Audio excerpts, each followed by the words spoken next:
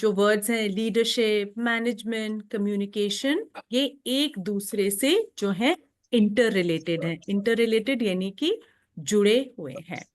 तो अब हम इनको एक एक करके समझते हैं, जिससे आपको धीरे धीरे जो है एक रिलेशनशिप भी समझ में आएगी और आपको ये भी समझ में आएगा कि आज की वर्कशॉप में हम जो है क्या सीखने वाले हैं। तो बच्चों सबसे पहले अब आप सब ने ये वर्ड सुना होगा, मैनेजमेंट। सुना है सबने ये वर्ड? यस है मैम। ना? और बहुत सारे बच्चे मैनेजमेंट की जो है एज अ करियर भी अपनाना चाहते हैं। तो मुझे कौन बिल्कुल सिंपल शब्दों में, है ना मैम, यहाँ पे कोई डेफिनेशंस नहीं पूछ रही है, सिंपल शब्दों में मुझे कोई भी स्कॉलर ये समझाएगा कि मैनेजमेंट से हम क्या समझते हैं।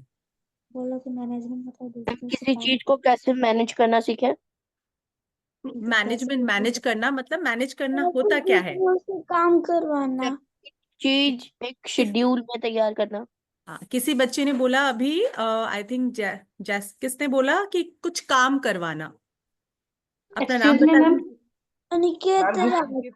हाँ, अनिकेत, आपका मुझे चेहरा नहीं दिखाई दे रहा है, सिर्फ आपकी आवाज सुनाई दे।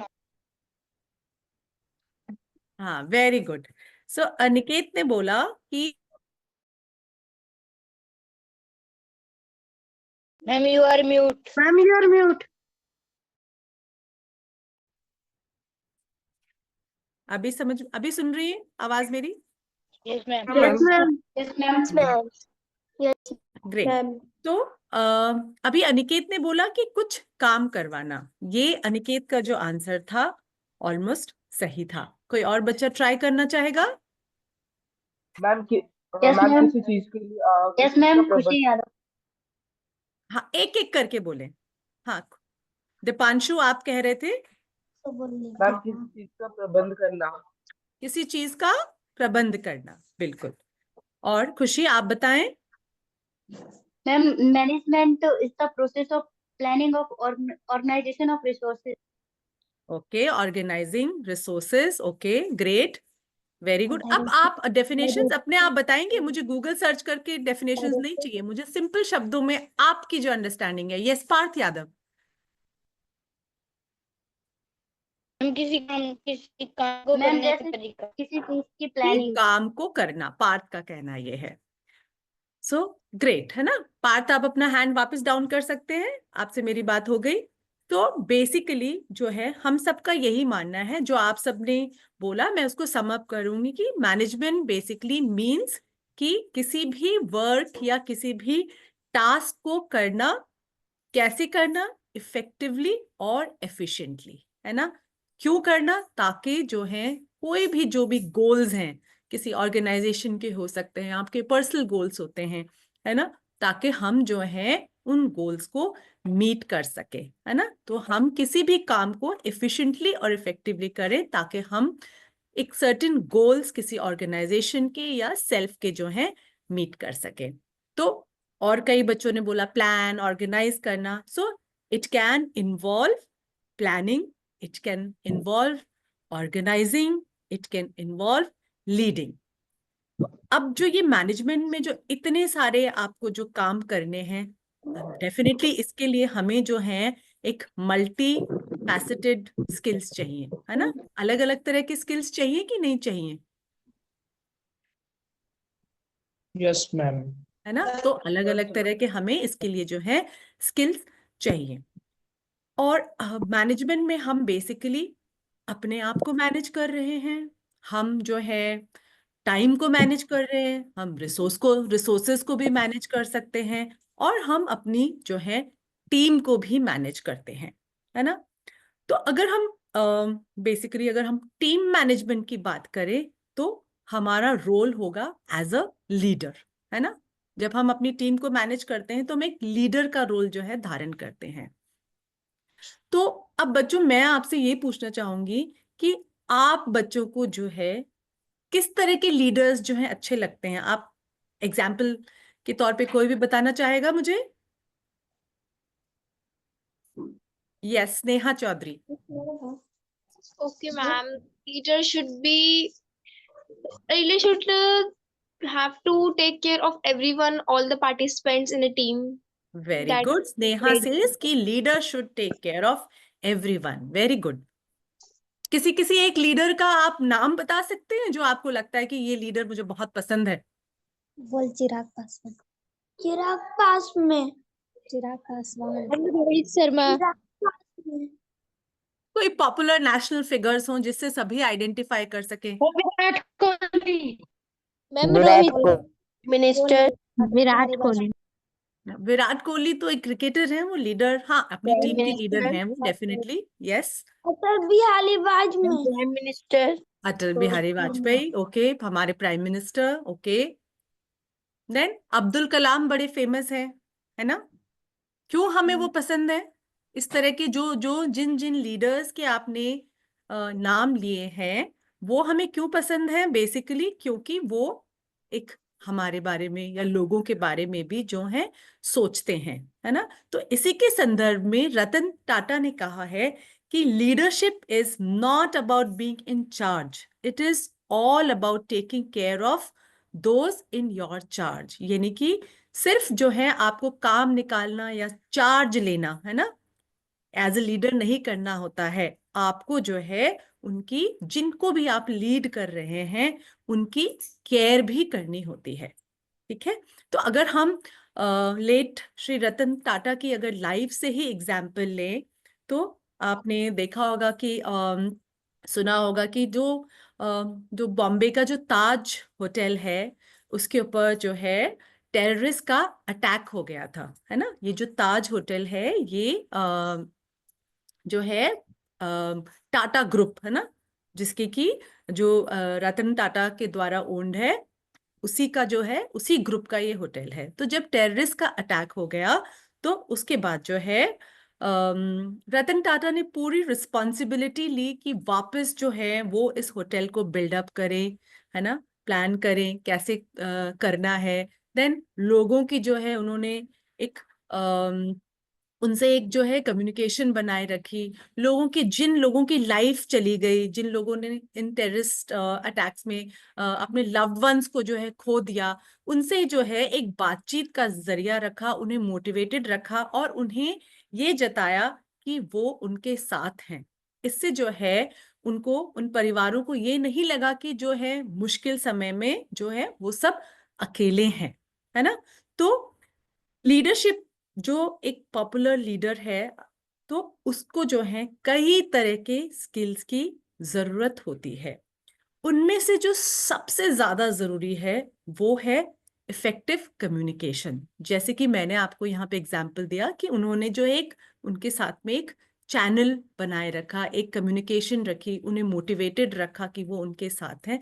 तो इसमें उनको क्या काम आया? उनकी जो है इफेक्टिव कम्युनिकेशन काम आई.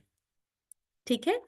तो अब इनफैक्ट कुछ बच्चे यहाँ पे ये सोच रहे होंगे कि मैम ना तो हम कोई लीडर हैं और ना ही हम कोई मैनेजर हैं, तो अब हमारे लिए इस वर्कशॉप की क्या रेलेवेंस है ना? मन में ख्याल आ रहा है ये बच्चों आपके?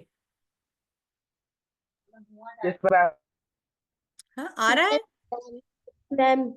तो Yes, बच्चों, ma'am. आप लोग जो हैं अपनी स्कूल लाइफ में भी अगर देखें तो हम कहीं ना कहीं मैनेजिंग, कहीं ना कहीं लीडिंग करते हैं कि नहीं करते हैं? अब जैसे किसी बच्चे को अगर क्लास का मॉनिटर बना दिया गया तो क्या वो अपनी क्लास को मैनेज नहीं करता है?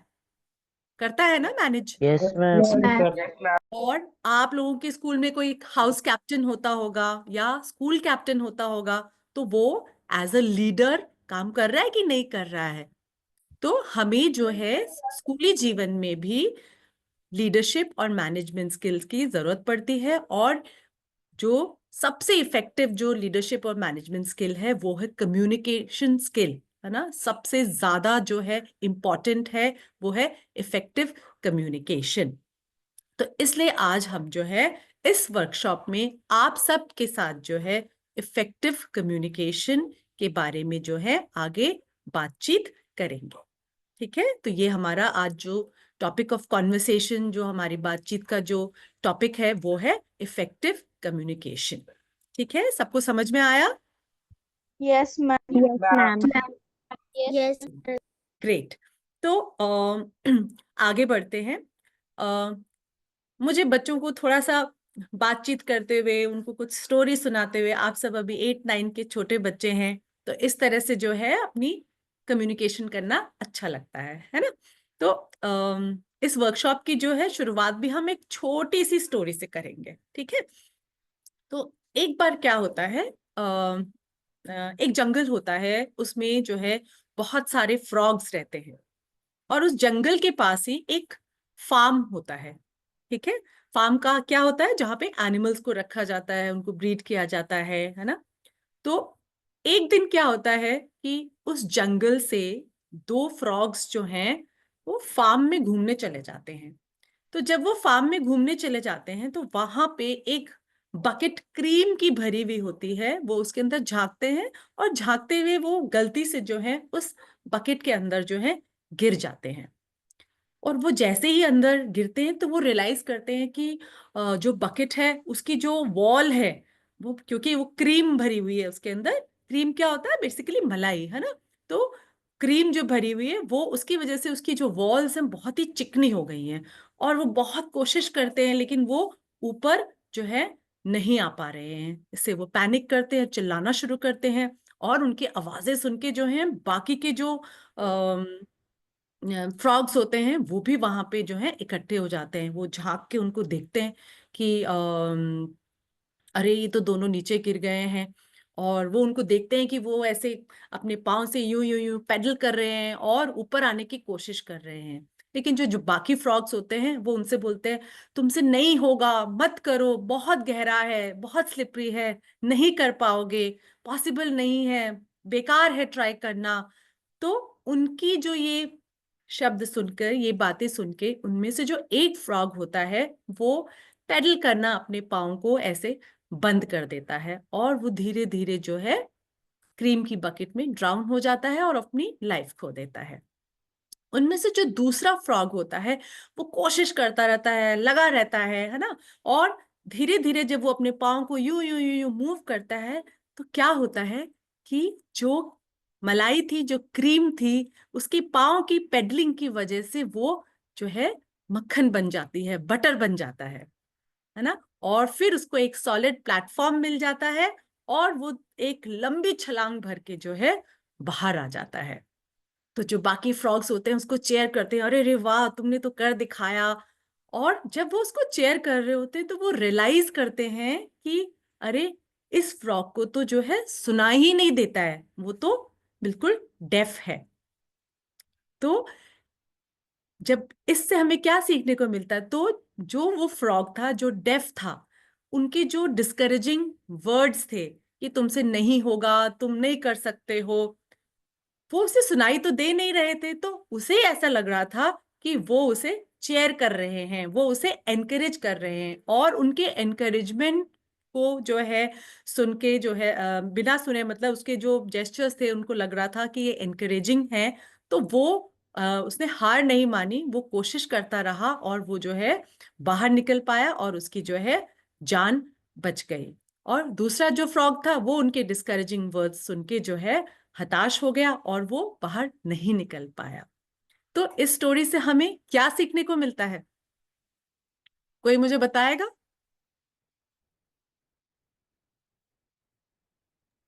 Ma'am yes Deepanshu. बुरा नहीं बोलना चाहिए। बुरा नहीं बोलना चाहिए, मैम ओके। अगर मैम तो आपके दूसरे आसपास के never लोग lose आपकी your इज्जत। hope. दूसरों को भी मना नहीं करना चाहिए। ये सीखने को तो ये मतलब मेन मुद्दा नहीं है कि मना नहीं करना चाहिए। Ma'am may I. Ma'am, never lose your hope. Keep never trying. Lose your hope, keep trying, very good. तो ग्रेट, आप लोगों के आंसर्स के लिए Ma'am, thank you. we should avoid listening the discouraging words and start working on our strengths. Very good, very good. ये भी एक point take away है यहाँ से। तो बेसिकली जो है मेन यहाँ पे जो सेंट्रल आइडिया है वो ये है कि ये जो स्टोरी है हमें बताती है पावर ऑफ वर्ड्स, है ना। कि हम जो बोलते हैं, जो हम कम्युनिकेट करते हैं, वो कैसे किसी को मेक और ब्रेक कर सकता है, कितना पावरफुल होता है। और इसी की वजह से जो है हमें अपनी कम्युनिकेशन स्किल्स पे काम करना चाहिए, अपनी कम्युनिकेशन को जो है इफेक्टिव करना चाहिए। और इसीलिए जो है हम आपके लिए आज ये वर्कशॉप कर रहे हैं, ताकि आप अपनी कम्युनिकेशन को अच्छा बना सको और इफेक्टिव बना सको। तो आगे बढ़ते हैं।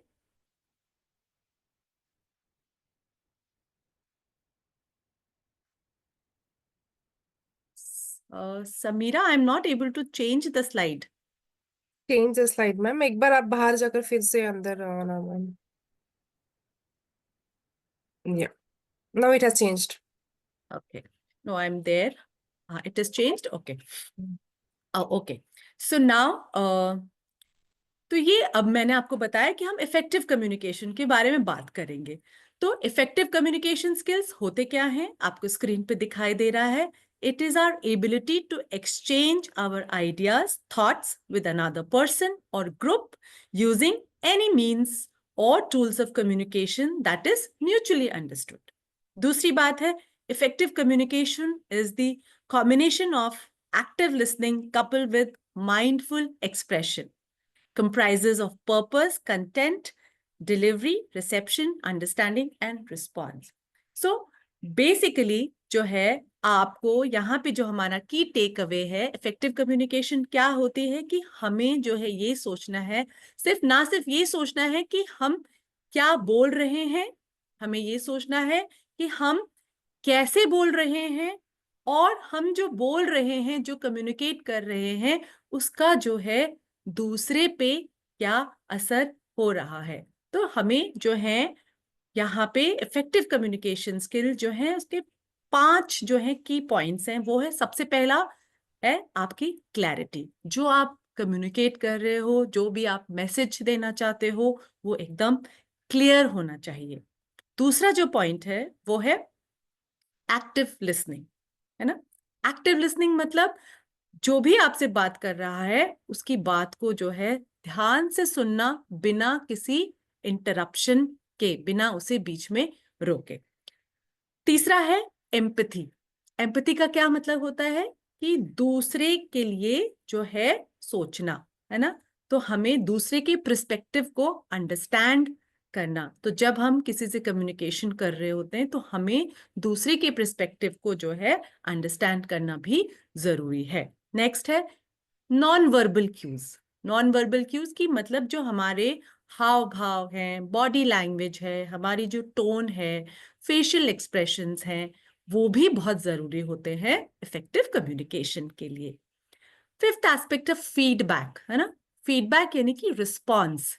तो हमें जब भी हम कम्युनिकेशन कर रहे हो, किसी से बातचीत कर रहे हो, तो हमें जो है कॉन्स्टेंटली एक फीडबैक लेते रहना चाहिए कि हमारी जो हम जिस वजह से हम बात करना चाह रहे हैं, वो जो है हमें रिस्पॉन्स डिजायर्ड मिल रहा है कि नहीं। जैसे कि मैं आप लोगों से बीच में पूछती रहती हूँ, है ना, कि आपको समझ में आया कि नहीं, क्वेश्चन करना, देन समराइज करना किसी चीज को। तो ये हम क्यों करते हैं, ये हम जो है फीडबैक लेने के लिए करते हैं कि अगले पर्सन को हमारी कम्युनिकेशन जो है समझ में आ रही है कि नहीं। ठीक है, तो आगे बढ़ते हैं। अब आप सब बच्चे कहेंगे कि क्यों मास्टर करने की जरूरत है, इंपॉर्टेंस क्या है इफेक्टिव कम्युनिकेशन स्किल्स की।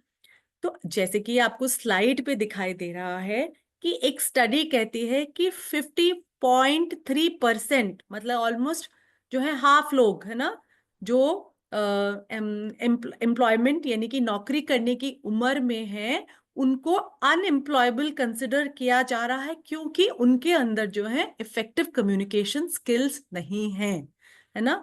तो ये कई जगह ये स्टडीज हुई है और पाया गया है कि लोगों में जो है वो दूसरी स्किल्स उनमें होती हैं, वो डिग्रीज ले लेंगे, उनकी टेक्निकल एक्सपर्टीज होती है, बट वो जो है कम्युनिकेशन स्किल्स जो है लैक कर रहे हैं। तो ये इनफैक्ट बच्चों, ये ऐसा नौकरी में ही नहीं है, कई बार जो है हम अपनी इफेक्टिव कम्युनिकेशन स्किल्स ना होने की वजह से हमारे स्कूली जीवन में भी हमारे सामने जो कितनी अपॉर्चुनिटीज आती हैं, उनको जो है हम मिस कर देते हैं, है ना। तो जैसे कि इसको एक एग्जाम्पल से अंडरस्टैंड कर सकते हैं। जैसे आपके सामने एक अपॉर्चुनिटी है, मान लीजिए आपको एक स्कॉलरशिप चाहिए, है ना। तो आपने उस स्कॉलरशिप के लिए अप्लाई किया। अब उस स्कॉलरशिप में जो भी कमिटी है जो आपको इंटरव्यू करते हैं, है ना, जब स्कॉलरशिप के लिए हम अप्लाई करते हैं तो जो भी कमिटी आपको स्कॉलरशिप देती है वो ये देखती है कि आप उस स्कॉलरशिप के लायक हैं कि नहीं हैं। तो आपकी जो अदर स्किल्स हैं, यानी कि आपकी मार्क्स कैसे हैं, आप पढ़ने में कैसे हैं, ये देखने के साथ साथ जो है, जो कमिटी है स्कॉलरशिप देने वाली, वो ये भी देखते हैं कि आपकी जो है बाकी स्किल्स कैसे हैं, आप अपने आप को किस तरह से प्रेजेंट करते हो, किस तरह से आप बातचीत करते हो। तो एक बच्चा, इसमें दो सिनेरियो हो सकते हैं। जो बच्चा जिसके पास में इफेक्टिव कम्युनिकेशन स्किल्स नहीं है, तो अगर वो स्कॉलरशिप कमेटी जब उससे बातचीत करेगी तो वो अपनी जो भी एस्पिरेशंस हैं, जो भी उसके गोल्स हैं, वो उनको एक्सप्लेन ठीक से नहीं कर पाएगा, है ना। तो वो कमिटी के साथ में आई कांटेक्ट मेंटेन नहीं कर पाएगा। जब उससे उसकी एक्स्ट्रा करिकुलर एक्टिविटीज के बारे में पूछेंगे तो वो बहुत ही ऐसे वेग आंसर्स दे, तो क्या होगा। तो जो स्कॉलरशिप कमेटी है वो उनको लगेगा कि ये बच्चा तो बहुत ही अंडर कॉन्फिडेंट है और उसको वो स्कॉलरशिप नहीं मिलेगी। दूसरी तरफ ऐसा बच्चा है जो अपनी बाकी स्किल्स के साथ में, पढ़ाई लिखाई एकेडमिक स्किल्स के साथ साथ जिसके कम्युनिकेशन स्किल्स भी अच्छे हैं, तो जब उसे इंटरव्यू के लिए बुलाया जाएगा तो वो अपने कम्युनिकेशन स्किल्स के वजह से जो है अपनी एस्पिरेशंस, अपने ड्रीम्स, अपने गोल्स जो है, अपनी सक्सेस की जो स्टोरीज हैं, वो जो है स्कॉलरशिप देने वाली जो कमेटी है उसके सामने अच्छे से रख पाएगा। वो उनसे एक आई कांटेक्ट मेंटेन करके कॉन्फिडेंटली बात करेगा, वो उनकी बात को भी अटेंटिवली सुनेगा और उसके अकॉर्डिंग जो है आंसर्स देगा। इससे क्या होगा, उसको जो ये अपॉर्चुनिटी थी वो उसको ग्रैब कर लेगा, है ना, उसे वो स्कॉलरशिप मिल जाएगी। बिकॉज जो स्कॉलरशिप देने वाले कमिटी है वो एक वेल राउंडेड पर्सनालिटी देख रहे हैं। वो ये देख रहे हैं कि जिस पर्सन को हम स्कॉलरशिप दे रहे हैं वो पढ़ाई के अलावा और किन चीजों में जो है अच्छा है, और ये वो सब चीजें जो हैं और जो बाकी स्किल्स हैं बेसिकली वो आपको बतानी भी आनी चाहिए, यानी इफेक्टिवली कम्युनिकेट करनी भी आनी चाहिए। तो इस वजह से जो है हमें अपनी कम्युनिकेशन स्किल्स पे जो है स्कूली जीवन से ही जो है काम करना शुरू कर देना चाहिए।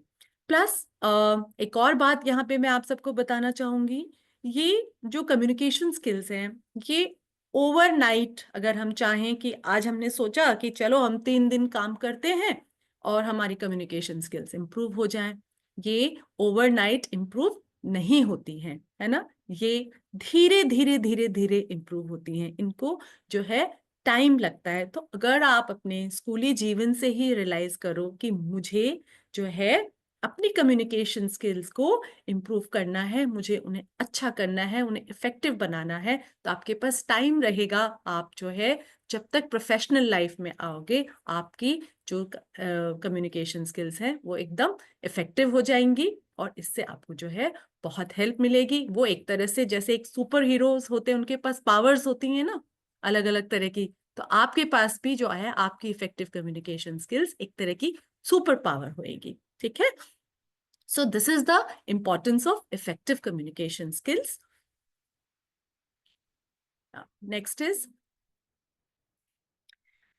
अब हम ये अंडरस्टैंड करेंगे कि किस तरह से जो है कम्युनिकेशन स्किल्स जो है हमारी different different aspects of life, है ना, उनको इम्पैक्ट करती है और उनके ना होने से जो है हमारी लाइफ पे क्या असर पड़ता है, हमारी जिंदगी की जो डिफरेंट डिफरेंट एस्पेक्ट्स हैं उन पे कैसे जो है होने से फर्क पड़ता है और नहीं होने से भी फर्क पड़ता है। तो बच्चों इसको जो है थोड़ा सा आपके लिए इजी बनाने के लिए जो है मैं आपको एक एग्जाम्पल से जो है समझाऊंगी, जो कि आप सब बच्चों के लिए बहुत ही एक कॉमन सिनेरियो है। आप सब लोगों को स्कूल में प्रोजेक्ट्स मिलते हैं? Yes, Yes, ma'am. ma'am. और Yes, ma'am. ma'am. Okay great. Group Yes, projects भी मिलते हैं कभी कभी? Yes, ma'am. ओके ग्रेट, है ना। कई बार ग्रुप में मिलते हैं, कई बार दो बच्चों को मिलते हैं, कई बार अकेले भी प्रोजेक्ट मिलता है। तो मान लीजिए सिनेरियो है कि दो बच्चों को जो है, मान लीजिए यहाँ पे विनायक है और ध्रुव है ना। तो विनायक और ध्रुव को जो है प्रोजेक्ट मिला साथ में करने के लिए। तो विनायक की जो है ऑर्गेनाइजिंग और प्लानिंग बहुत अच्छी है, दोनों के पास पूरे स्किल्स हैं कि वो एक सक्सेसफुल प्रोजेक्ट बना सकता है। एंड ध्रुव जो है उसकी बहुत ही क्रिएटिव पर्सन है, उसकी क्रिएटिव थिंकिंग बहुत अच्छी है, उसको नए नए इनोवेटिव आइडियाज आते हैं, है ना। तो दोनों मिलके जो है डेफिनेटली एक पोटेंशियल रखते हैं कि वो एक बहुत अच्छा प्रोजेक्ट क्रिएट कर सकते हैं। तो दोनों को जब प्रोजेक्ट एक साथ में टीचर ने दिया तो विनायक जो है ध्रुव से जो है सिर्फ अपडेट्स मांगता रहा कि अब तुम क्या कर रहे हो, तुमने मुझे कुछ बताया नहीं। और ध्रुव जो है उसे अपडेट नहीं देता था और वो सिर्फ अपना ही सोचता रहता था। और धीरे धीरे दोनों ने एक दूसरे से जो है बातचीत नहीं की, कोई प्लान कोई उनके बीच में कोई कम्युनिकेशन नहीं है।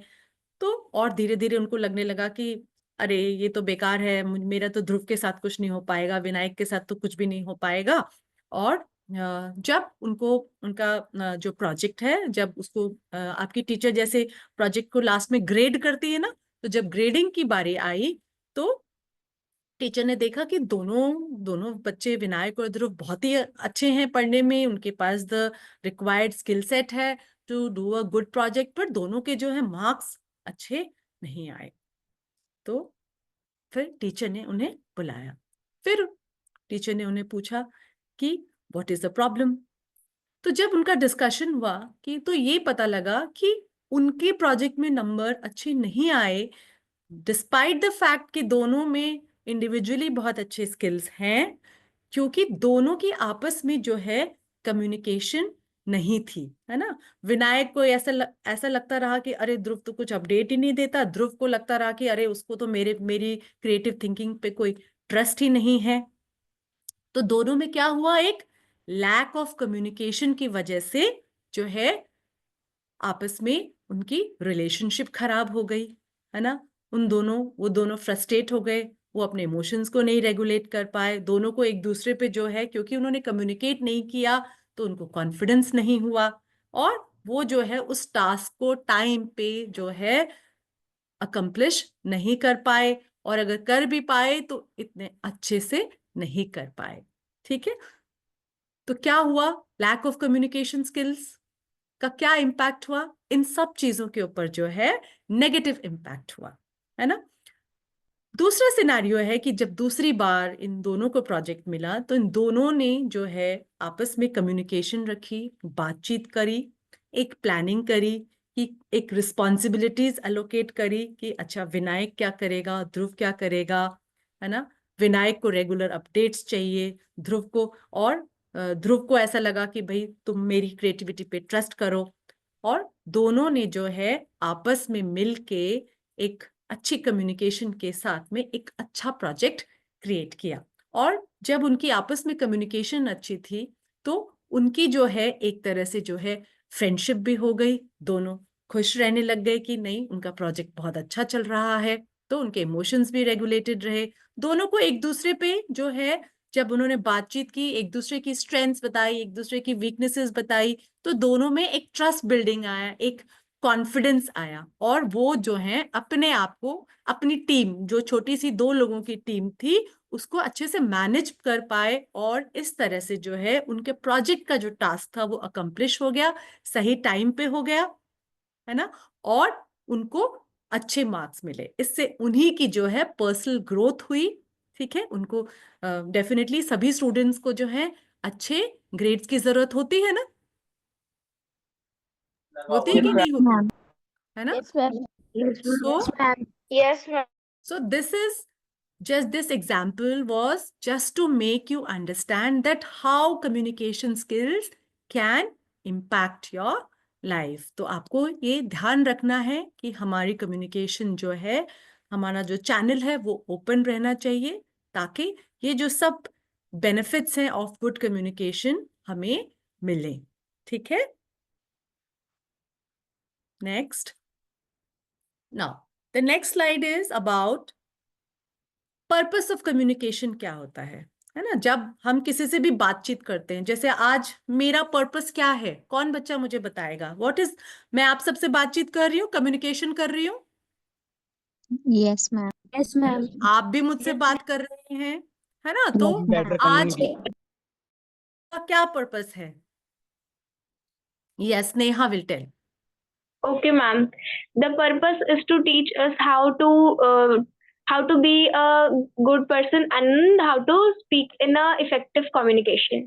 Yes, so the purpose here, main purpose, Neha, is to develop, to give you an insight about effective communication skills, and so that you children can develop good communication skills, है ना? And another purpose is that I also want to learn from you, है ना?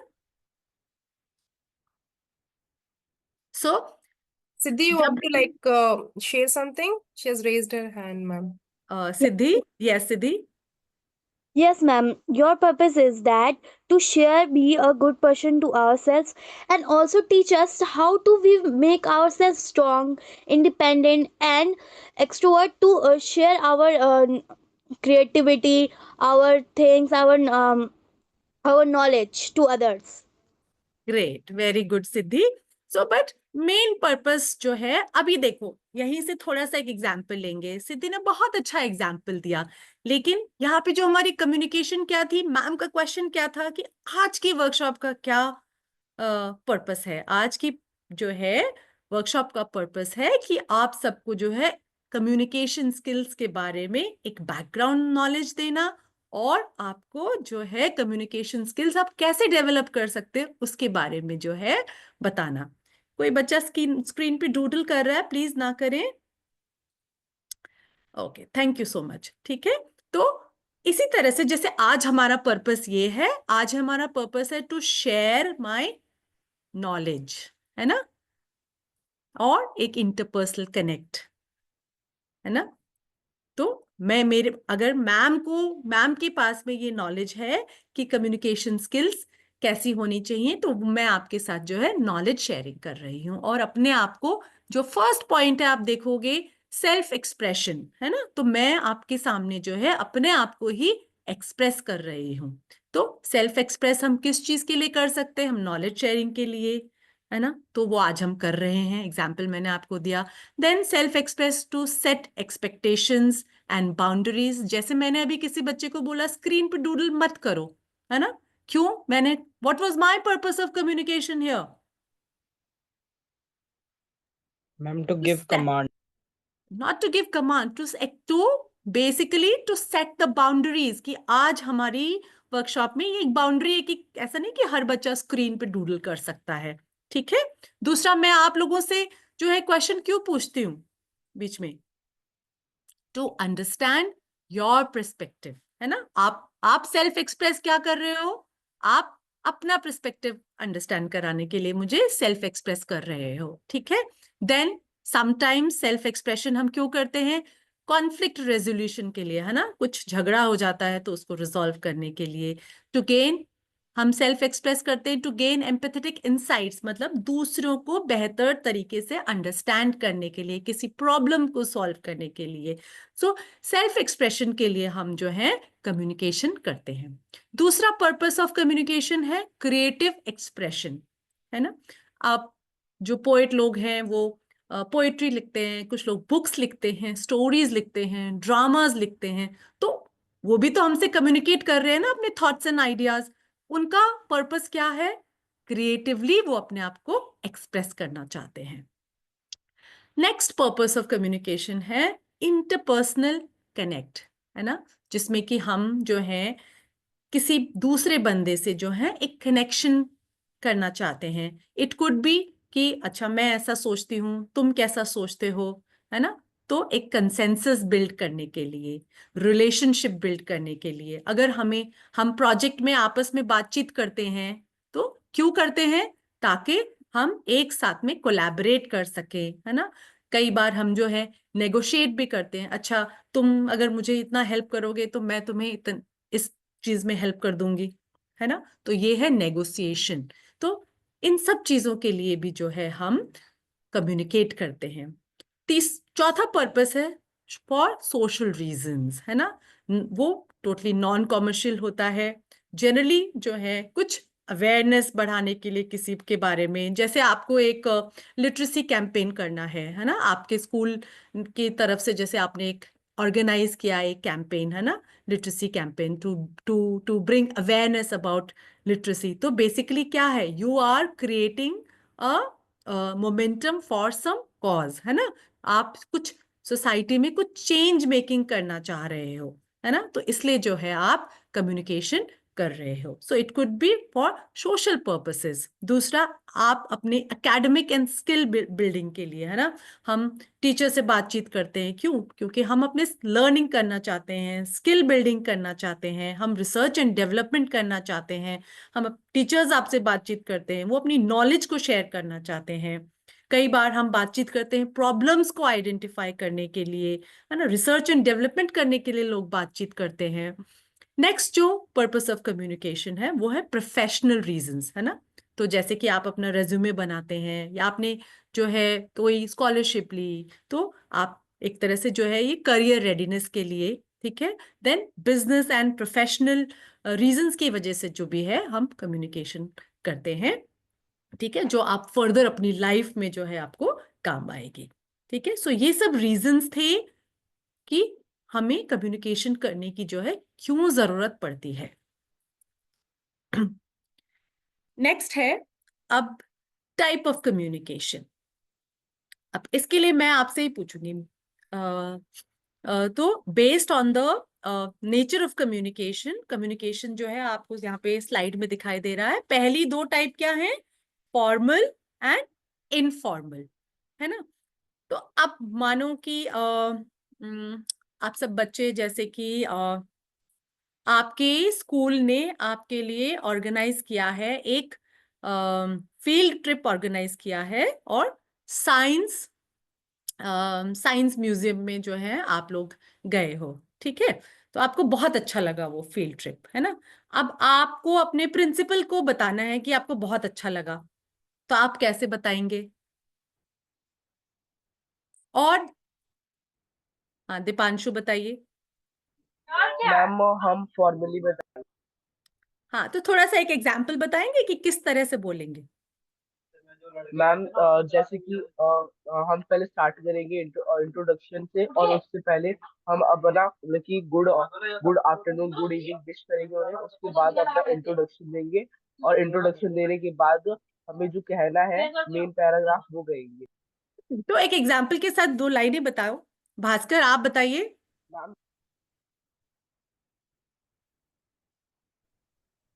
Ma'am सबसे पहले तो हम अब good evening wish करेंगे। मैं बोल के आपको दिखा सकता हूँ। हाँ, आप बोल के दिखाइए, वही मैं चाहती हूँ। Good evening, ma'am. My name is Bhaskar from class 8 in your school. The last Saturday, my school trip goes to Madhavgarh, and this trip is absolutely good. Okay, great. और स्नेहा, आप कोशिश करना चाहेंगे? Okay, ma'am. Okay, so I will speak now. Yes yes, speak. Okay. So good afternoon, ma'am. I'm Sneha from 8th from your school, and we literally enjoyed a lot in the trip, and that was really good. So thank you, ma'am, for that trip. Okay, So maybe I can speak in तो like this. आप ऐसे लिखेंगे, we literally enjoyed the trip. Will you use the word literally here? I guess, ma'am, no. है ना। Okay, चलिए, और कोई बच्चा ट्राई करेगा? अच्छा, चलो, अब ये तो था कि आपने ट्राई किया। जैसे मैं अगर अपने प्रिंसिपल को यही चीज बोलूं, तो मैं लिखूंगी कि respected principal sir, thank you so much for organising this trip, and it was an enriching experience for our class, है ना, ठीक है। और मान लीजिए अब यही चीज जो है आपको अपने फ्रेंड को मैसेज करना है या कम्युनिकेट करना है, तो आप कैसे करेंगे कि फील्ड ट्रिप में बहुत अच्छा लगा? अभी दीपांशु और स्नेहा के अलावा और कोई बताएगा? यस सिद्धि। जिन बच्चों ने एक बार भी रिस्पॉन्ड नहीं करा है वो बच्चे बताएंगे अब। Bhaskar. Bhaskar has raised the hand. Bhaskar, please, yes. Actually, I'm not able to see the names of all the children on my screen. So, yes, Bhaskar. Ma'am हम नॉर्मल वे में जैसे हम नॉर्मल वे में talk करते हैं हाँ, तो वैसे बोल के उनको बताइए कि क्या बोलेंगे। नॉर्मल वे क्या होगा? वो नॉर्मल वे बोल सकता हूँ ma'am.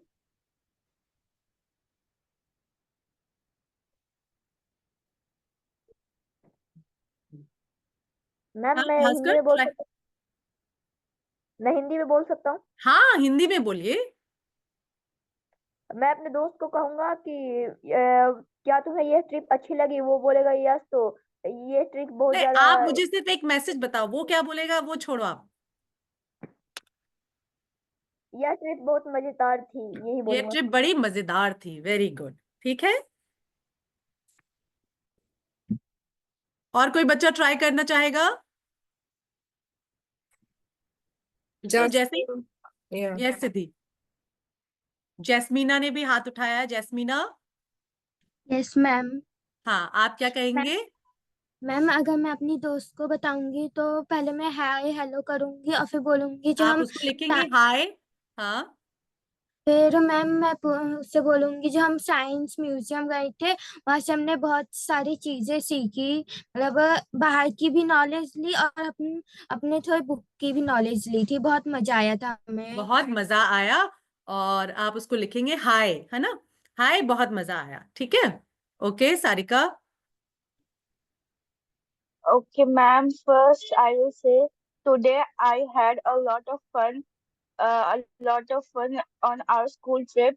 Our school trip was in Lohagarh. You also had a नहीं, lot of फ्रेंड fun. भी सारिका फ्रेंड भी साथ में गया था, उसको भी पता था कि लोहारगढ़ गए हैं, आपके क्लासमेट है। तो आपको सिर्फ एक्सप्रेस करना है कि कैसा, अरे बड़ा मजा आया, बड़ा अच्छा लगा, है ना? Yes, ma'am. हाँ, उसको डिस्क्राइब नहीं करना है। मैं सिर्फ ये पूछ रही हूँ कि कैसे लिखेंगे। जैसे कि thank you for your responses children, जैसे। अच्छा, अब आप लोग हैंड डाउन कर सकते हैं। तो मैं अगर मान लीजिए 8th और 9th क्लास की स्टूडेंट हूँ, तो मैं तो यही लिखूंगी, हाय, जो भी फ्रेंड का नाम है, हाय तुम कैसे हो? वाह दोस्त, कितना मजा आया आज के ट्रिप में। The science exhibits were so cool, है ना? तो अब जो हमने प्रिंसिपल सर को जो सेम इवेंट के बारे में, है ना, जो हमने प्रिंसिपल सर को जो लिखा और जो जो है हमने अपने दोस्त से बात करी, क्या उसमें कोई डिफरेंस है? Yes Yes. No, ma'am. Yes, ma'am. Difference है ना? सो जो हम प्रिंसिपल सर से जो आपने बातचीत करी वो एक फॉर्मल सेटिंग है, और जो दोस्त से आप जो बातचीत करी आपने वो इनफॉर्मल सेटिंग है। तो क्या डिफरेंस है आपके फॉर्मल और इनफॉर्मल में? बेसिकली Ma'am, आप wordings and communication.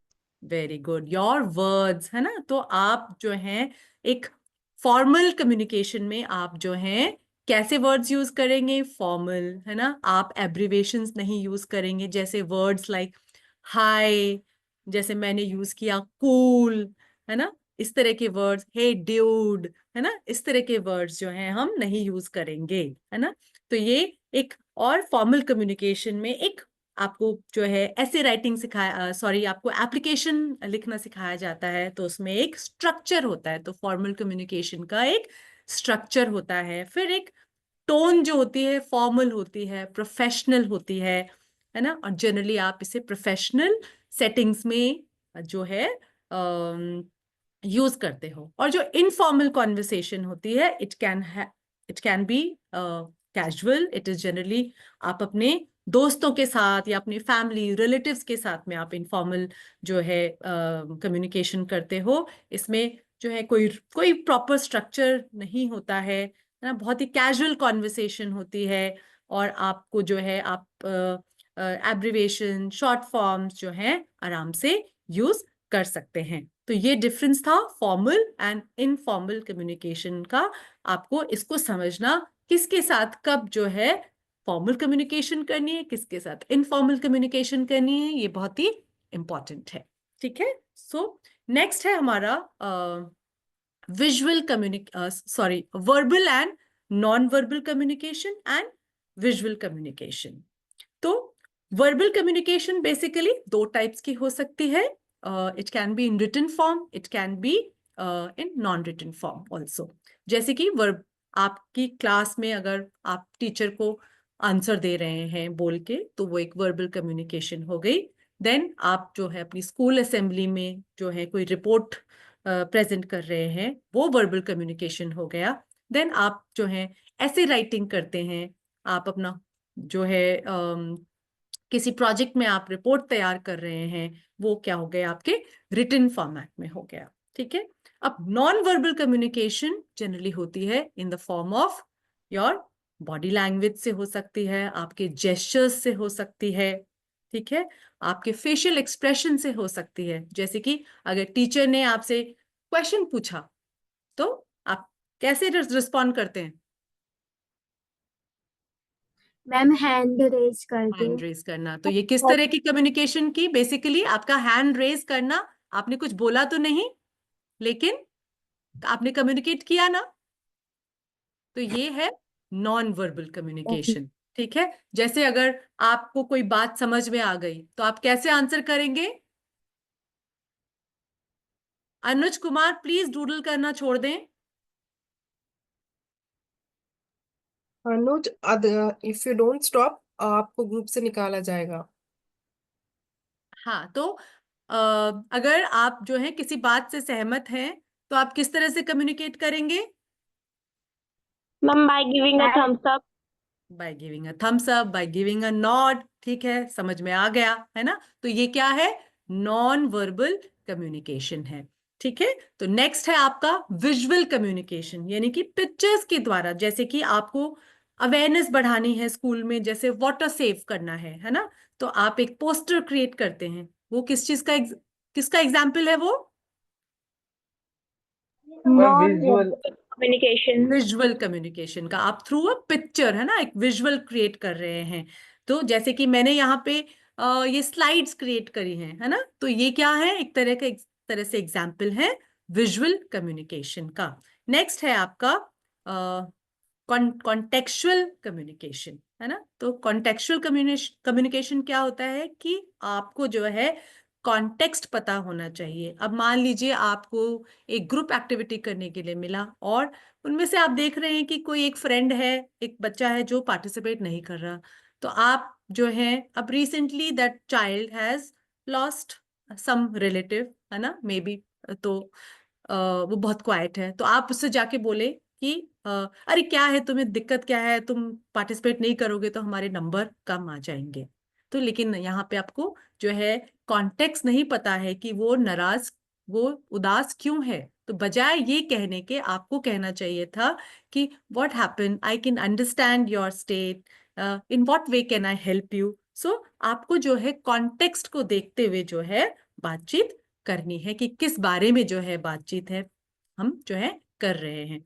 तो ये सब जो सभी जो टाइप्स ऑफ कम्युनिकेशन है, ये आपके लिए इम्पॉर्टेंट है। आपको सभी को अच्छे से अंडरस्टैंड करना है और एक इफेक्टिव कम्युनिकेशन में ये सभी जो है आपको काम आती हैं।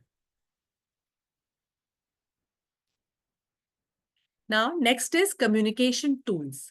अब हम जब कम्युनिकेट करते हैं तो हम कई तरह के जो हैं टूल्स यूज करते हैं। वो टूल्स हमारे वर्बल भी हो सकते हैं, वर्बल में हमारी लैंग्वेज, वोकैबुलरी, ग्रामर, एक्सप्रेशंस, ये सब आता है। स्पोकन रिटन दोनों हो सकते हैं। देन नॉन वर्बल भी हो सकते हैं टूल्स, है ना, हम साइन लैंग्वेज यूज कर सकते हैं, हम बॉडी लैंग्वेज, आई कांटेक्ट से भी बातें करते हैं। देन नेक्स्ट जो टूल है डिलीवरी, यानी कि हमारी टोन कैसी है बोलने की, है ना, तो वो भी एक टूल है। हम अपनी टोन से जो है, अपने फेशियल एक्सप्रेशन से, अपने जो हमारे जहां कहाँ हम पॉज करते हैं, कितनी फ्लुएंसी है, इससे जो है हम अपनी कम्युनिकेशन को इफेक्टिव कर सकते हैं। नेक्स्ट है टेलीपैथिक। वो होता है जैसे कि एक जिसे कहते हैं कि एक हार्ट सोल कनेक्ट। कई कई बार क्या होता है कि हम बिना कुछ कहे किसी के जो है कुछ समझ में आता है, एक स्पेशल कनेक्ट होता है, जैसे कि एक माँ और बच्चे का एक डिफरेंट टाइप का कनेक्ट होता है कि आपने कुछ भी नहीं कहा लेकिन फिर भी जो है आपकी मदर को समझ में आ जाता है कि आप उदास हैं या आप खुश हैं। ठीक है, तो उसे हम कहते हैं telepathy.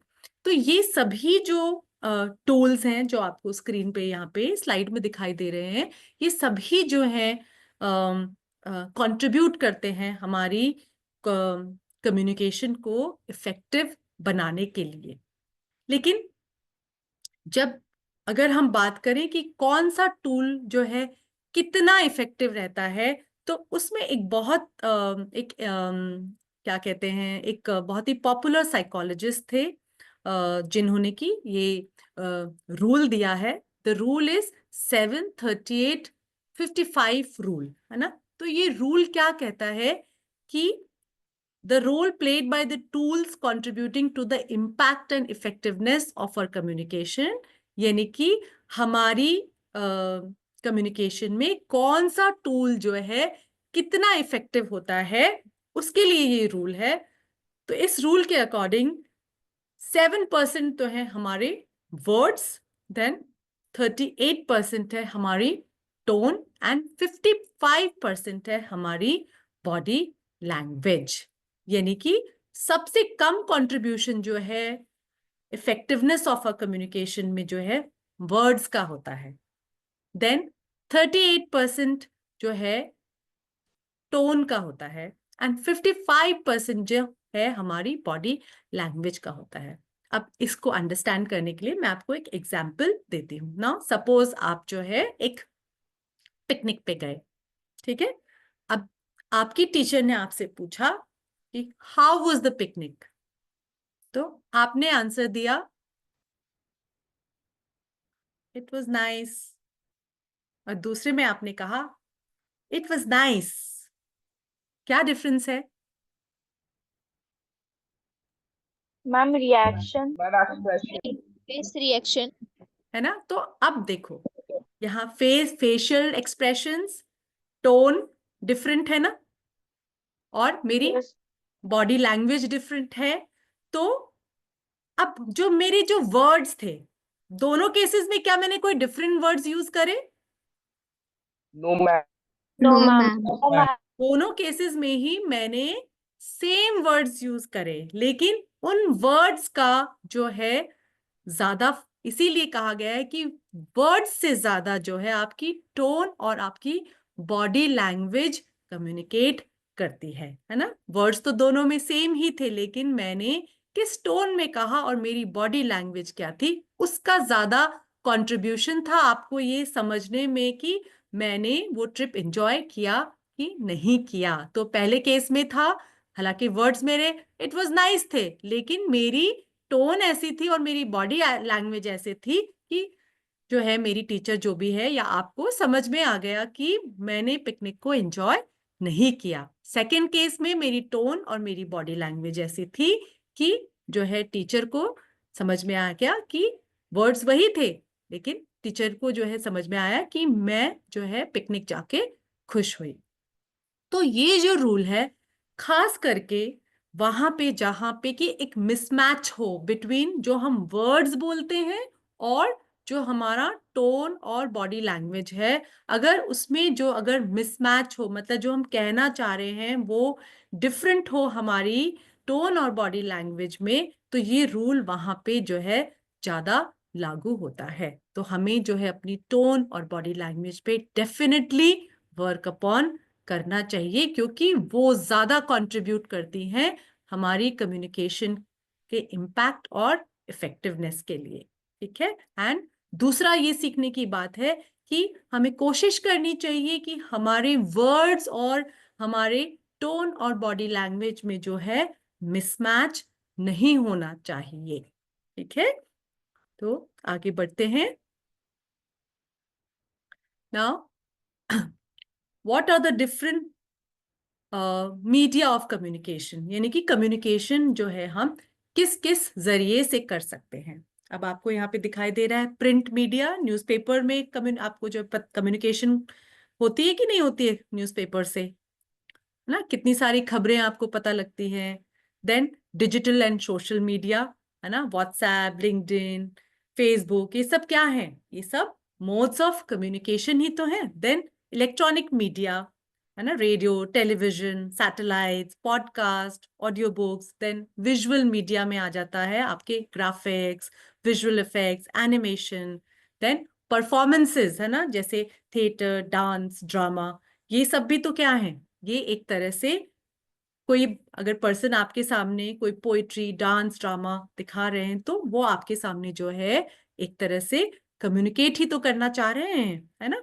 Then your oratory and auditory, जैसे कि डिबेट, डिक्लेमेशन, इंटरव्यूज, म्यूजिक, ये तरीके हैं कुछ हमारे कम्युनिकेशन करने के। ठीक है। Now, the next is the 7 C's of effective communication. हम अपनी communication को जो है कैसे effective कर सकते हैं? एक मिनट बेटा। Okay. Now, next is तो हम ये जो C's हैं, clear, concise, concrete, coherent, complete, correct, courteous. These are basically aspects of our communication. जो पहला aspect है वो है clear, है ना? तो हमें अपनी कम्युनिकेशन में बिल्कुल क्लियर होना चाहिए। जो भी हम मैसेज देना चाहते हैं उसमें कोई भी एम्बिग्युइटी या कोई भी जो है कंफ्यूजन नहीं होना चाहिए। ठीक है। जैसे कि अब कोई बच्चा एग्जाम्पल देगा, जैसे कि मैं आपसे कहूं कि सबमिट योर नोटबुक्स, तो इसमें इस सेंटेंस को हम कैसे बेटर बना सकते हैं? इस कम्युनिकेशन को मैंने आपसे कुछ कम्युनिकेट किया, कैसे बेटर बना सकते हैं? Ma'am good wordings. नहीं, वर्डिंग्स तो इसमें कुछ ज्यादा चेंज, मतलब क्या आपको क्लैरिटी मिली यहाँ पे कि आपको जो मैम है कौन सी नोटबुक देनी है ना? समझ में नहीं, अगर आपके मॉनिटर ने ऐसे बोला तो कौन सी नोटबुक आपको देनी है? मैम बाइक मतलब कि टाइम की कब तक देनी है नोटबुक, और सब्जेक्ट का बताना कि कौन सी सब्जेक्ट भी सब्जेक्ट में। बताना चाहिए। So a better way could have been submit your SST books, है ना? Sameera, can you see the screen?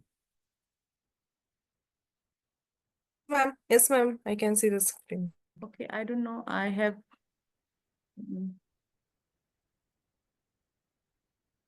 I am not able to see. I'm just a minute, huh?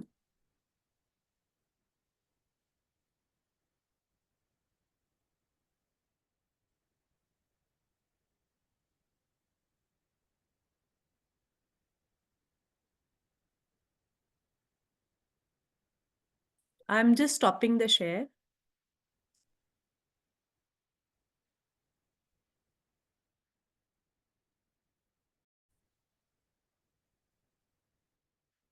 जैसे कि अभी हम बात कर रहे थे यहाँ पे कि आपका जो मैसेज है वो बिल्कुल क्लियर होना चाहिए कि कौन सी नोटबुक देनी है। Next is concise. आपकी जो कम्युनिकेशन है इफेक्टिव होने के लिए उसको जो है टू द पॉइंट होना चाहिए, उसमें कोई वेग स्टेटमेंट्स नहीं होने चाहिए।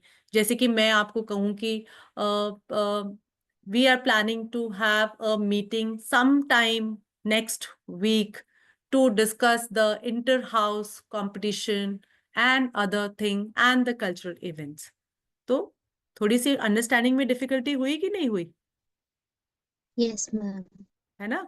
मतलब कि जो मैसेज है उसमें इतने रिपीटिशंस हो गए, ओवरलोड ऑफ इंफॉर्मेशन हो गया, मतलब वो कंसाइज नहीं है। तो उसके बजाय मैं क्या कह सकती थी? A meeting is being scheduled tomorrow at 10 p.m. to discuss the cultural programs for inter-house competition. तो ज्यादा इफेक्टिवली समझ में आया कि नहीं आया? है ना? तो Yes, ma'am. आपकी जो है कम्युनिकेशन कंसाइज होनी चाहिए। नेक्स्ट पॉइंट है कि कॉन्क्रीट होनी चाहिए, मतलब कि आपको जो है वेग स्टेटमेंट्स नहीं मारने चाहिए, है ना? आपका जो कम्युनिकेशन है it should be supported by facts and figures. जैसे कि आपने कोई भी लिटरेसी कैंपेन किया तो आप अपनी टीचर को बता रहे हैं, हाँ the literacy campaign was very successful, we got lot of feedback. तो क्या समझ में आया कि कितना फीडबैक मिला?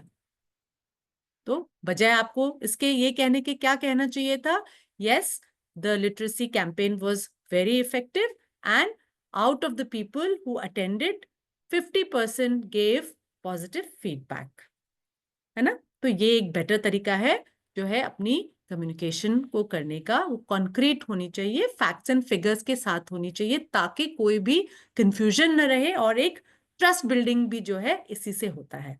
नेक्स्ट है कोहेरेंट, यानी कि आपको जो है जो सेंट्रल आइडिया है उसी के बारे में बातचीत जो है करनी चाहिए, इधर उधर नहीं भटकना चाहिए। अब जैसे कि मैं आपको कहूँ अभी इफेक्टिव कम्युनिकेशन के बारे में हम बात कर रहे हैं, और मैं आपको अभी जो है इम्पोर्टेंस ऑफ टाइम के बारे में बात करने लगूं, तो क्या मेरी कम्युनिकेशन आपके साथ इफेक्टिव रहेगी? नहीं रहेगी, क्योंकि मैं जो हमारा सेंट्रल आइडिया था कम्युनिकेशन उससे हट गई हूँ। ठीक है। नाउ नेक्स्ट इज कि आपकी जो कम्युनिकेशन है इफेक्टिव होने के लिए उसे कंप्लीट होना चाहिए, है ना। तो जैसे इसमें पहला वाला जो सेंटेंस था जो मैंने आपसे, now please submit the notebooks, तो वो उसमें क्लैरिटी क्यों नहीं थी, क्लियर क्यों नहीं था? क्योंकि वो इनकम्प्लीट था कि कौन सी नोटबुक है ना, science notebook, homework notebook, science homework notebook. So your communication have to be complete. Now the next point is the communication has to be correct, यानी कि आपकी जो कम्युनिकेशन है उसमें कोई भी जो है ग्रामेटिकल एरर्स नहीं होने चाहिए, कोई भी जो है दूसरी तरह की जो सिंटेक्स सेंटेंस फॉर्मेशन से रिलेटेड जो है वो गलतियां नहीं होनी चाहिए, इंफॉर्मेशन करेक्ट होनी चाहिए। तो आपको जो है करेक्टनेस देखनी है। ठीक है। नेक्स्ट है कर्टियस, यानी कि आप जो है अपनी कम्युनिकेशन के समय बिल्कुल जो है पोलाइटली बात करेंगे, आपको सभी की जो है सभी के इमोशंस की कदर करनी चाहिए, एक पोलाइट बिहेवियर होना चाहिए। तो ये थे 7 C's ऑफ इफेक्टिव कम्युनिकेशन, जो बच्चों आप सबको जो है मास्टर करने हैं अगर आप चाहते हो कि आपकी कम्युनिकेशन जो है इफेक्टिव हो, और स्लोली स्लोली आपको इसके ऊपर जो है धीरे धीरे वर्क अपॉन करना है।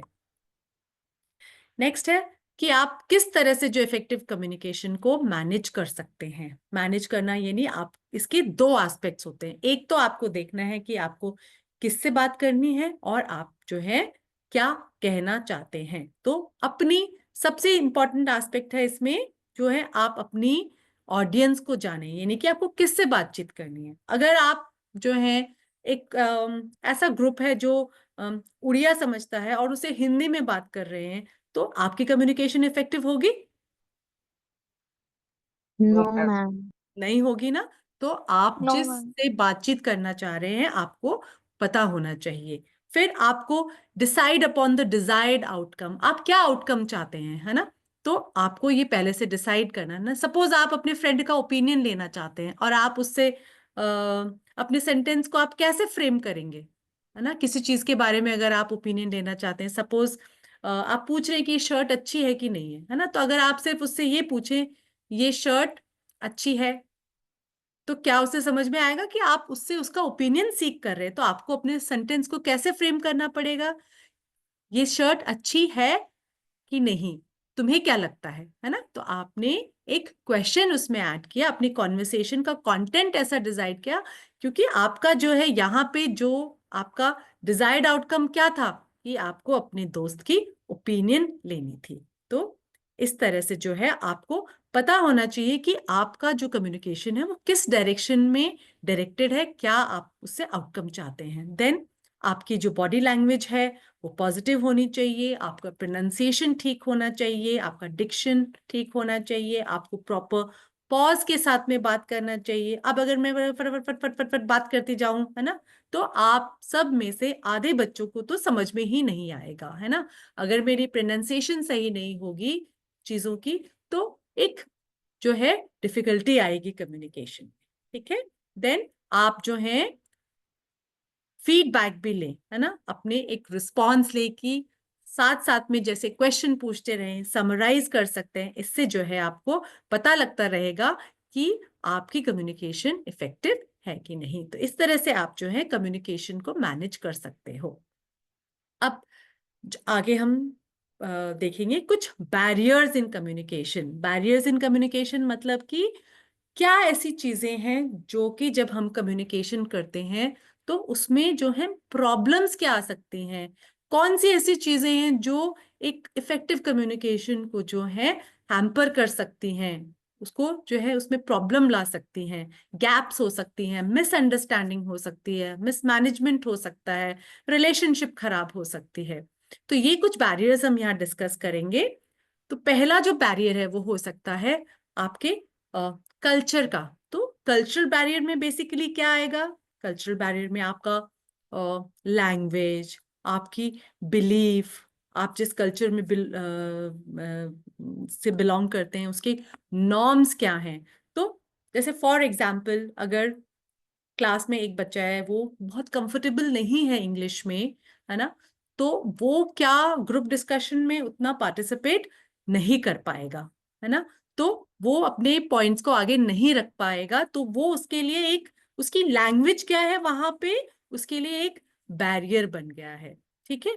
अच्छा, कुछ कल्चर्स में क्या होता है कि आपने एक दूसरे की जो है आई कांटेक्ट करके बात करना जो है अच्छा नहीं माना जाता है। कुछ कल्चर्स में जो है आई कांटेक्ट से बात करके जो है अच्छा माना जाता है। तो जब दो डिफरेंट कल्चर के लोग होंगे और उनका जो कल्चरल डिफरेंस की वजह से जो है उनकी कम्युनिकेशन में जो है एक बैरियर आ जाएगा, है ना, क्योंकि उनकी बिलीव्स और उनके नॉर्म्स जो हैं डिफरेंट हैं। कुछ लोग जो हैं हैंडशेक को जो है बहुत पॉजिटिव लेते हैं, है ना, एक बॉय एंड गर्ल जो है हैंडशेक कर रहे हैं, कुछ कल्चर्स में ये एक्सेप्टेबल है, कुछ कल्चर्स में ये एक्सेप्टेबल नहीं है। तो अगर दो डिफरेंट कल्चर के लोग हैं तो उनके बीच में जो है मिसअंडरस्टैंडिंग होगी, एक उनकी कम्युनिकेशन में जो है एक बैरियर आ गया। तो इन कल्चरल बैरियर्स को बेसिकली हम कैसे अब हमने क्यों इनके बारे में जाना, बेसिकली हमें इन कल्चरल बैरियर्स को जो है रिमूव करना चाहिए।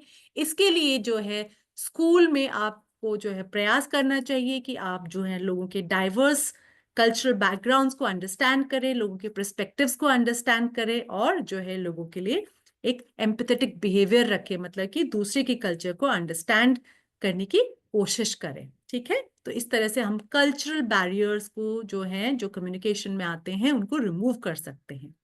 नेक्स्ट है कॉग्निटिव। कॉग्निटिव यानी कि हमारी जो है हमारी सोचने समझने का जो तरीका है या हमारा जो नॉलेज बेस है उसमें अगर डिफरेंस है तो हमारी कम्युनिकेशन में एक बैरियर आ सकता है ना।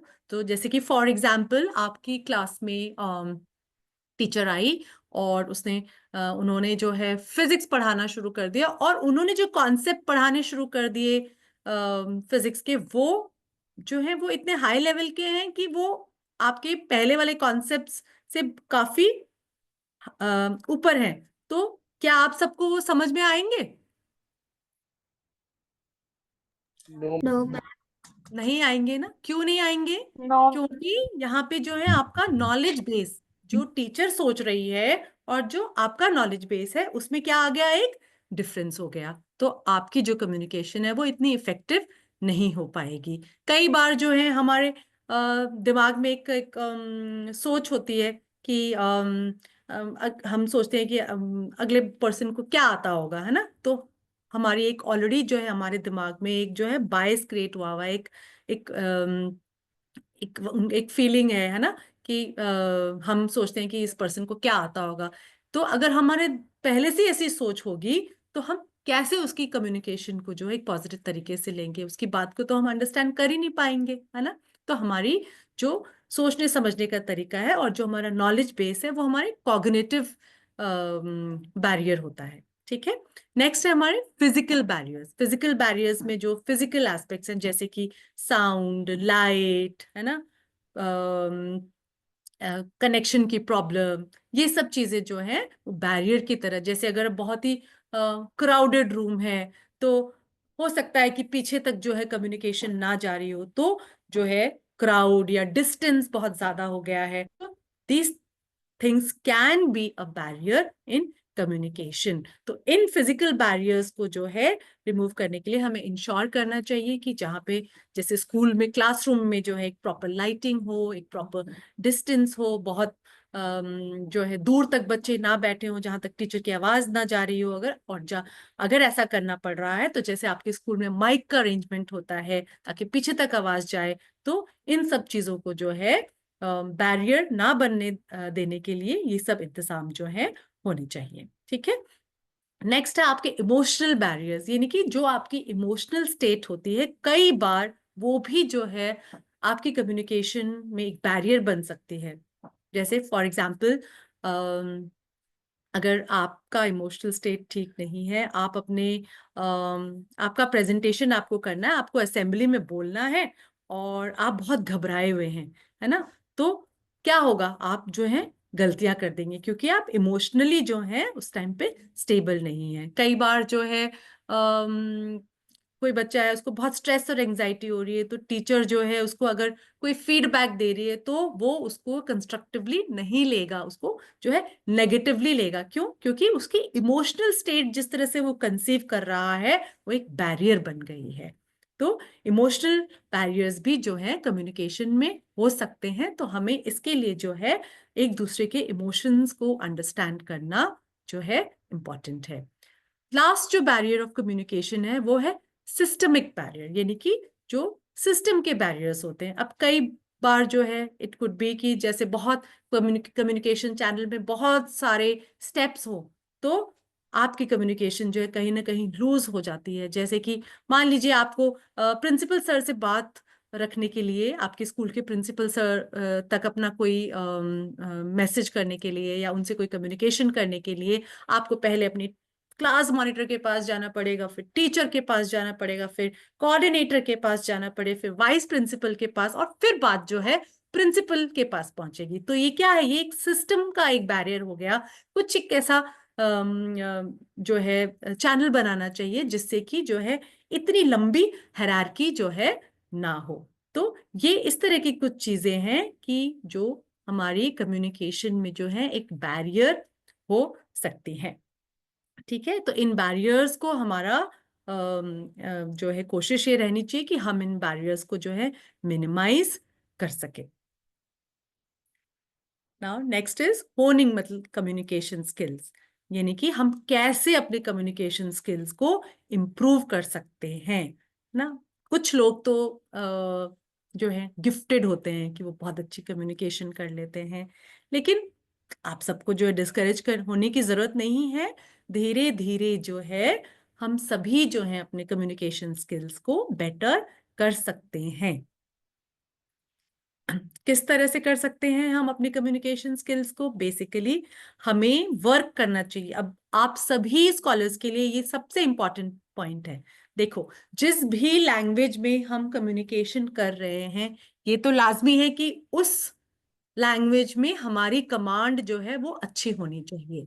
तो लैंग्वेज में कमांड अच्छी होने के लिए सबसे पहले हमें वर्क करना चाहिए अपनी वोकैबुलरी, ग्रामर, है ना, और अपनी सेंटेंस फॉर्मेशन पे। तो ये तो बिल्कुल जो है अटमोस्ट इम्पॉर्टेंस वाली बात है कि हमें अपनी लैंग्वेज को कॉन्स्टेंटली जो है डेवलप करना चाहिए। कैसे डेवलप कर सकते हैं?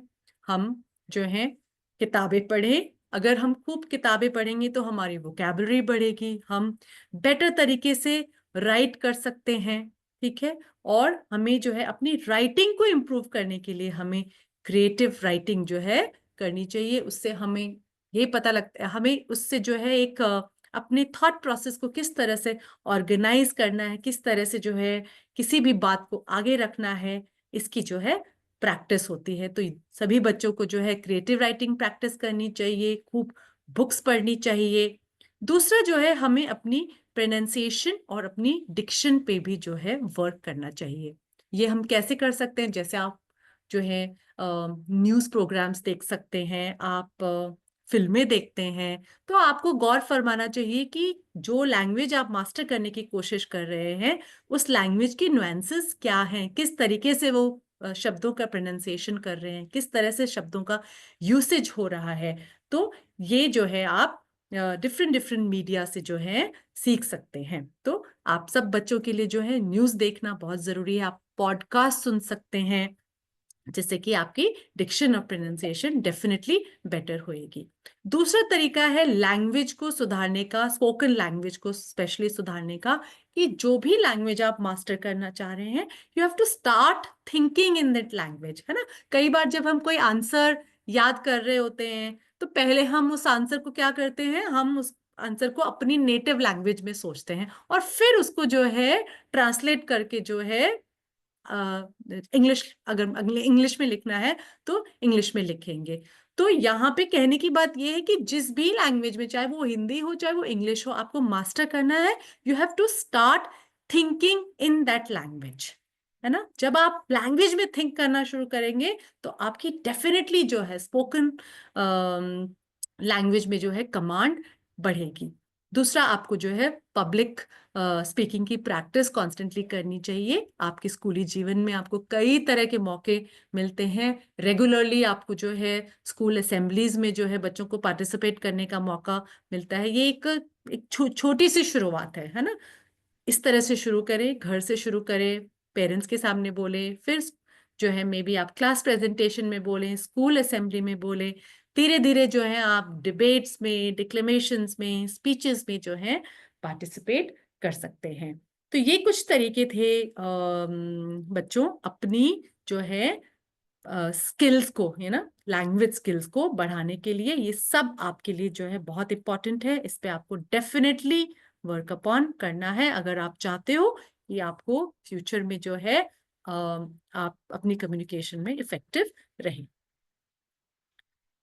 देन नेक्स्ट इज कि आप जो है जो कुछ नॉन वर्बल स्किल्स भी हैं जो कि आपको एक्वायर करने हैं इफेक्टिव कम्युनिकेशन के लिए। जब आप किसी से बातचीत करें तो आई कांटेक्ट मेंटेन करें, ठीक है। आपके चेहरे पे एक स्माइल होनी चाहिए, आपकी जो ड्रेसिंग है वो अच्छी होनी चाहिए। मान लीजिए आपको प्रिंसिपल सर के ऑफिस में जाना है ना, और आपको कोई अपनी बात आगे रखनी है। अब आपके बाल बिखरे हुए हैं, आपकी ड्रेस अच्छी नहीं है, तो आप जो अपनी मुद्दा सामने रखने चाह रहे हैं, प्रिंसिपल सर तो पहले ही आपकी जो है ड्रेसिंग देख के इनको एक नेगेटिविटी आ जाएगी उनके दिमाग में कि पता नहीं इसकी बात सुननी चाहिए कि नहीं चाहिए, है ना। तो आपकी ड्रेसिंग जो है नीट होनी चाहिए, आप साफ सुथरे रहने चाहिए, प्रेजेंटेबल होने चाहिए। इससे भी जो है आपकी कम्युनिकेशन जो है इफेक्टिव होएगी। आगे जो आपकी बात सुन रहा है वो आपको ज्यादा ध्यान से सुनेगा। देन आप अपनी विजुअल कम्युनिकेशन को कैसे बढ़ा सकते हैं? आप स्केचिंग, डूडलिंग सीख सकते हैं, आप पेंटिंग सीख सकते हैं, आप क्राफ्ट वर्क सीख सकते हैं। कई बार जो है विजुअल चीजें जो हैं वो ज्यादा हमारे उस पर इम्पैक्ट करती हैं, है ना। तो जैसे कि हम कोई पोस्टर डेवलप करते हैं, जो बात बहुत सारे शब्द नहीं कह सकते एक पिक्चर कह जाती है। तो ये पावर होती है विजुअल कम्युनिकेशन की। तो इसे भी जो है हमें डेवलप करने की कोशिश करनी चाहिए। नेक्स्ट है कि हम जो है प्रेजेंटेशन स्किल्स, है ना, प्रेजेंटेशन स्किल्स बहुत ज़रूरी हैं। ये एक बहुत इम्पॉर्टेंट तरीका है जो हमें नॉलेज है उसको शेयर करने का, हमारी इंफॉर्मेशन को कोलेट करने का। तो प्रेजेंटेशन स्किल्स में बेसिकली दो एस्पेक्ट्स होती हैं, हमारा कंटेंट अच्छा होना चाहिए और हमारी डिलीवरी अच्छी होनी चाहिए। जैसे अभी मैं जब आपसे बातचीत कर रही हूँ तो मेरी जो प्रेजेंटेशन स्किल्स हैं उसी पे डिपेंड करेगा कि हमारी ये वर्कशॉप जो है कितनी इफेक्टिव होती है, आप लोगों को कितनी बातें जो हैं समझ में आती हैं, आप किस तरह से उनको रिसीव करते हो, ठीक है। तो प्रेजेंटेशन स्किल्स पे बेसिकली आपको किन किन चीजों पे वर्क करना है? आपको जो है अपनी पर्सनल प्रेजेंटेशन, आप कैसे दिखते हैं, किस तरीके से बोलते हैं, हर किसी इंसान का एक सिग्नेचर स्टाइल ऑफ डिलीवरी होता है, वो आपको जो है डेवलप करना है ना। प्रॉपर पॉज है, या आप कैसे आप जो हैं, कुछ लोग एग्जाम्पल से समझाते हैं, कुछ लोग स्टोरी से समझाते हैं, कुछ लोग जो हैं जोक्स करते हैं। तो हर किसी का एक सिग्नेचर स्टाइल होता है, तो वो आपको जो है अपना पहचानना है और उसके ऊपर आपको डेवलप करना है। दूसरी बात जो प्रेजेंटेशन स्किल्स में, यानी कि आप क्या प्रेजेंट कर रहे हैं, होना चाहिए, उसमें अननेसेसरी रेपिटेशंस नहीं होने चाहिए, और जो है उसमें क्लैरिटी होनी चाहिए, और वो रेलेवेंट होना चाहिए। जिस ऑडियंस के सामने प्रेजेंट कर रहे हैं उसके लिए उसका कुछ मतलब होना चाहिए, ठीक है।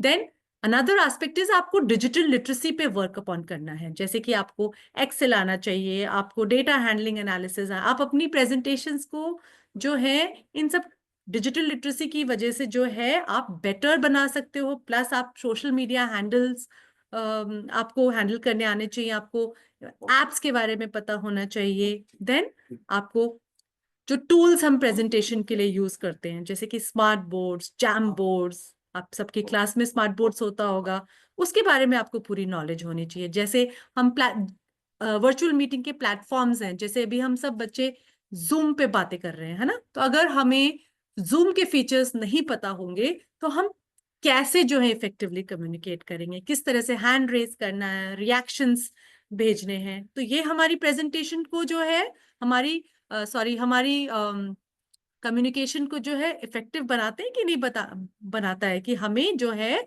अवेयरनेस है कि हम जूम को कैसे यूज करें। तो इस तरह से जो है हम अपने प्रेजेंटेशन स्किल्स को बेटर कर सकते हैं। Professional skills for workplace communication, ये 2 स्लाइड्स मैं आपके लिए मिस करती हूँ क्योंकि वो later on in for professionals है ना। अब आप सबके सामने जो है एक एक केस स्टडी है ना, ठीक है। तो उसमें एक सबको दिखाई दे रहा है स्क्रीन पे, यस मैम। है ना। तो ये केस क्या है हमारे सामने, let's help Ollie with profile showcase, है ना। ओली एक बच्चा है, ओली हैज सम क्या कहते हैं creative projects in his kitty that shall help his profile. He also has some volunteering certificates for his community service. He loves to collate pictures from all his engagements, personal and professional. All his seniors, mentors have some good words for him to write about. Oli is now wondering where to showcase which credential.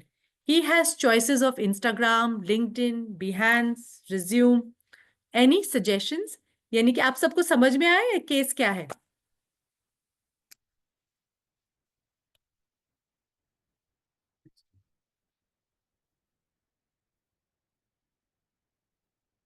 Yes students, आप सबको समझ में आया? Yes ma'am.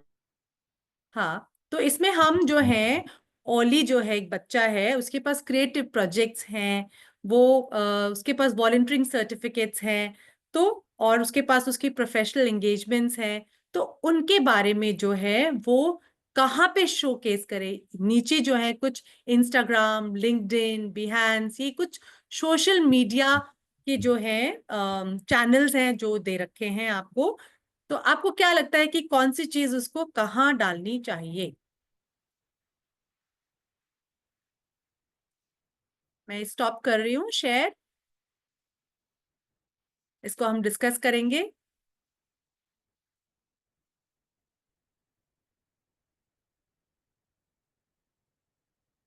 सोचिए। Ma'am उसे अपना personal चीजें Instagram पे चलानी चाहिए, और अगर कोई ऑफिशियल या फिर प्रोफेशनल चीज हो तो फिर उसे या तो मैम उसे या तो फिर उसे उस पर डालना आपकी चाहिए। आवाज नहीं आ रही है। मैम अब आ रही है? हाँ बताइए। मैम उसे इंस्टाग्राम पे अपनी पर्सनल चीजें डालनी चाहिए, इंस्टाग्राम, स्नैपचैट या फिर जो फेसबुक जैसी जो अदर एप्लीकेशन है उस पर डालनी चाहिए पर्सनल चीजें। और जो प्रोफेशनल चीजें है वो ट्विटर जैसी चीजों पर डालनी चाहिए, जैसे कि x.com हो गया, ट्विटर हो गया, और बिल्कुल, बाकी जो अदर ऐप्स हो गए। ग्रेट ग्रेट दीपांशु, बिल्कुल आपने सही कहा, है ना। तो बेसिकली जो जो प्रोफेशनल चीजें हैं, जो जो उनके उसके बारे में जो फीडबैक्स दिए हैं उसके सीनियर्स ने, या उसकी जो सर्टिफिकेट्स हैं, ये सब चीजें जो हैं उसके लिए जो सही प्लेटफॉर्म है वो है लिंक्डइन, है ना। और जो उसका क्रिएटिव वर्क है ना, जो उसकी जो उसने कुछ पिक्चर्स या कुछ क्रिएटिव प्रोजेक्ट्स करे हैं, उनको वो कहाँ डाल सकता है, वो बिहेंस पे डाल सकता है, क्योंकि ये प्लेटफॉर्म है ये शो करने के लिए, ठीक है। देन रिज्यूमे में वो अपना, अगर वो कोई जॉब सीख कर रहा है तो वहां पे अपनी ब्रीफली अपनी क्वालिफिकेशंस, अपने सर्टिफिकेट्स उनको डिस्क्राइब करके जो है रिज्यूमे में वो अपना जो है सीवी डाल सकता है। तो ये जो है अलग अलग कौन सी कम्युनिकेशन हमें कहा, बेसिकली ये एग्जाम्पल हमने क्यों लिया है कि कौन सी कम्युनिकेशन, किस तरह की चीज जो है हमें अप्रोप्रिएट सोशल मीडिया प्लेटफॉर्म्स पे डालनी है। और एक और बहुत अच्छा तरीका जो हो सकता है वो ये हो सकता है कि वो अपने लिंक्डइन प्रोफाइल में ही जो है अपने इंस्टाग्राम हैंडल और अपने बिहेंस का हैंडल जो है वहां पे उसके लिंक्स दे सकता है। तो इस तरह से जो है ओली एक बेटर तरीके से जो है अपने आप को जो है इफेक्टिवली जो है पूरे वर्ल्ड को, या जहां पे वो जॉब सीख कर रहा है या वो जिनसे कनेक्ट करना चाहता है वहां पे जो है इफेक्टिवली कम्युनिकेट कर सकता है। ठीक है, तो ये था ओली का एग्जाम्पल, एंड कि किस तरह से जो है हम इफेक्टिवली कम्युनिकेट कर सकते हैं, कौन से प्लेटफॉर्म को हमें कहाँ यूज करना चाहिए ये समझने के लिए। तो ये थी हमारी वर्कशॉप इफेक्टिव कम्युनिकेशन के बारे में। अब अगर आप बच्चों के कोई क्वेश्चंस हो, कुछ आप पूछना चाहते हैं, कुछ नहीं समझ में आया तो आप पूछ सकते हैं।